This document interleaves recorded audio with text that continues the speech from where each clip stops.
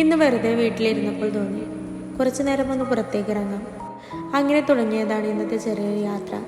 അവിടെ എത്തിയപ്പോൾ ആദ്യം എൻ്റെ കണ്ണിൽപ്പെട്ടത് ഈ അത്ഭുതകരമായ അത്തി. കൗതുകം തോന്നി ഒന്ന് പൊട്ടിച്ചു നോക്കാമെന്ന് വിചാരിച്ചു. പുറമെ കാണുന്നത് പോലെ ആയിരിക്കണമെന്നില്ല ഉള്ളിലുള്ളത്. മനുഷ്യരുടെ മനസ്സും ഇതുപോലെയാണ്. പുറം കാഴ്ച കണ്ട് ഒരിക്കലും ആരെയും വിലയിരുത്തരുത്. ചില നല്ല കാര്യങ്ങൾ കണ്ടെത്തണമെങ്കിൽ ക്ഷമയോടെ അടുത്തറിയണം. പിന്നെ ഞങ്ങൾ പാർക്കിലേക്ക് നടന്നു. കനിമോളുടെയും അമ്മയുടെയും സന്തോഷം കണ്ടപ്പോൾ കുട്ടികൾക്ക് വലിയ വിലപിടിപ്പുള്ള സമ്മാനങ്ങൾ വേണ്ടെന്ന് വീണ്ടും മനസ്സിലായി. അവരുടെ പ്രിയപ്പെട്ടവരോടൊപ്പം ചിലവഴിക്കുന്ന ചെറിയ നിമിഷങ്ങൾ തന്നെ അവർക്ക് ഏറ്റവും വലിയ സന്തോഷമാണ്.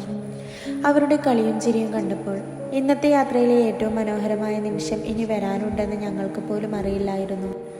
ആ കാഴ്ച എന്തായിരുന്നു എന്ന് അറിയണമെങ്കിൽ അടുത്ത ഭാഗം തീർച്ചയായും കാണണം.